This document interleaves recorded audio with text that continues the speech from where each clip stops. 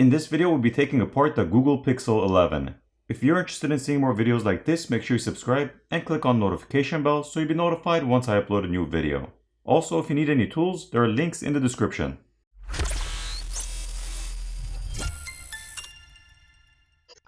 This specific Pixel 11 is a US model, so it's eSIM only and does not have a SIM tray. However, if your phone does have a SIM tray, you'll need to start off by removing that first. Next, heat needs to be applied to the backplate using either a hairdryer or a heat gun to loosen up the adhesive underneath, and then the backplate can be pried off. I prefer to use a hairdryer since there's less of a chance of damaging any of the components inside by overheating them.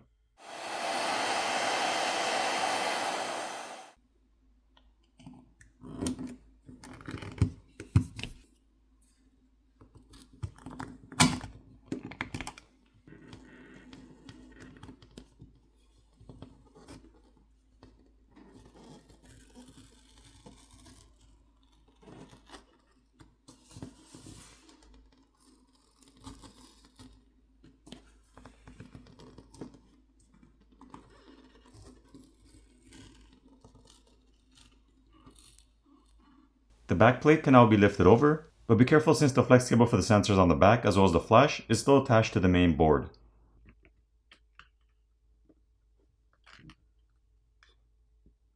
There are 5 T4 or Torx 4 screws holding down the metal plate over the flex cable connectors.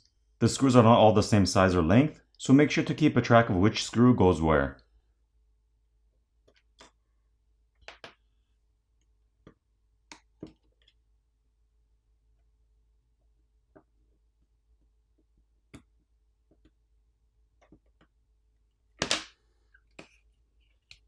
Here's a closer look at the glass backplate.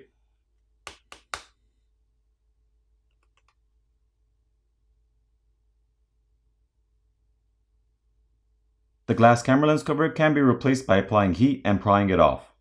Having a look at the back, we see graphite film to help transfer heat, and the wireless charging coil is located in the center, with magnets surrounding it. There are dual rear microphones, and here's a look at the rear ambient light sensor and LED flash. The battery cable can now be disconnected. There are 10 additional T4 or Torx 4 screws which need to be removed, as well as 3 standoff screws.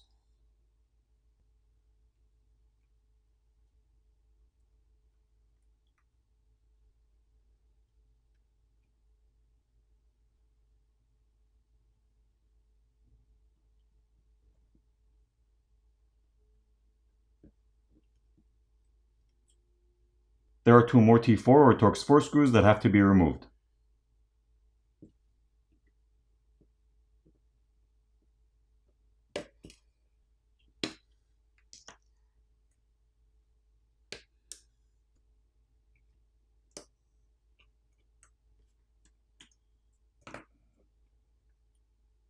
Taking a look at the subboard, we see the primary microphone located here, and the charger ports located here with a rubber gasket around it. Here's a look at the other side.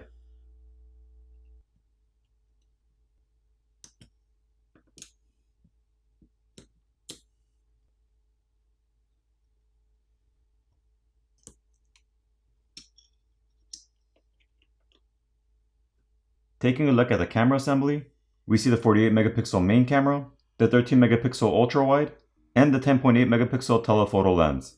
The main and telephoto lens both have OIS or optical image stabilization, as well as EIS, which is electronic image stabilization. The coaxial cable can be disconnected by just popping it off. To remove the battery, there's an adhesive pull pouch holding it down.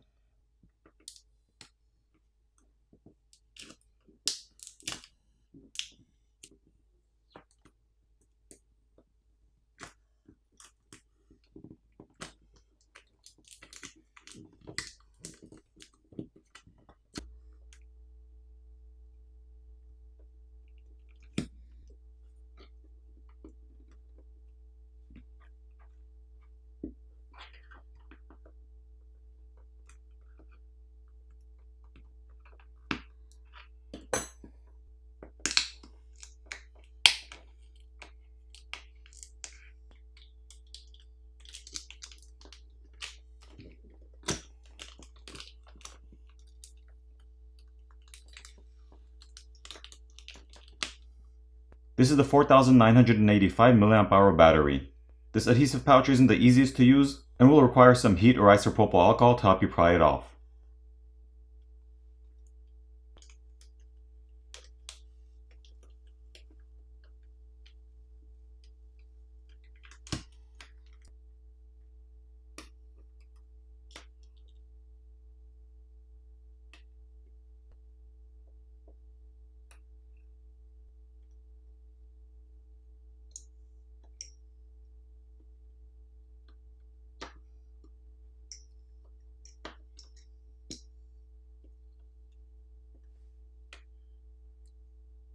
The flex cable connecting the subboard to the main board, as well as the extension cable for the screen, need to be disconnected from the back side of the motherboard.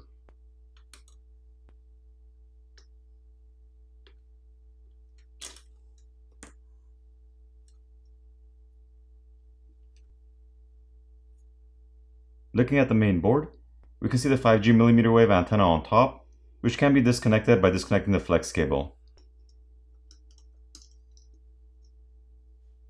Keep in mind, not all models of the Pixel 11 will have the 5G millimeter wave antenna, since not all regions use 5G millimeter wave technology, and instead use the sub-6 GHz 5G, and that doesn't require this extra antenna. Looking at the other side, we can see the proximity and ambient light sensor, as well as thermal paste on the back shield to help transfer heat. Once the graphite film has been peeled back, we have a better look at the RAM, which is seated over the Google Tensor G6 processor.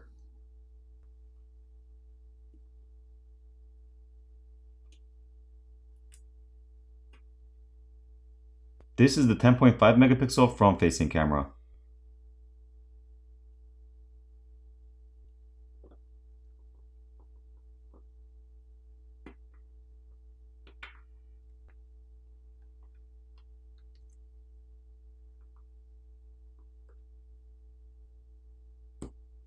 This is the bottom speaker assembly, and there's a red rubber gasket and mesh filter over the opening.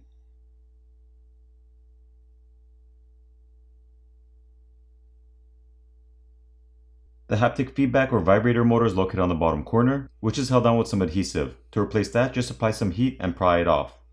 To replace the flex cable for the power button or volume keys, there are additional T4 or Torx force screws which need to be removed to release that metal plate which is holding it in place, and then you'd be able to peel off the flex cable and remove it.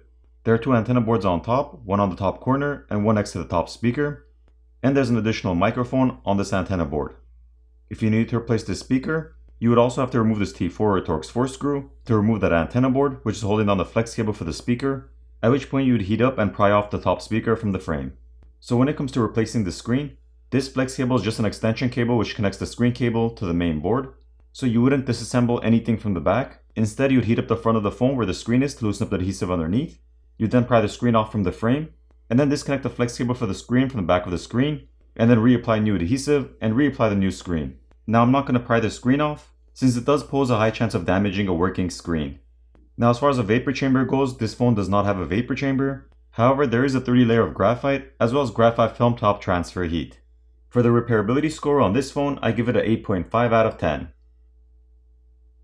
Now it's time to put the phone back together.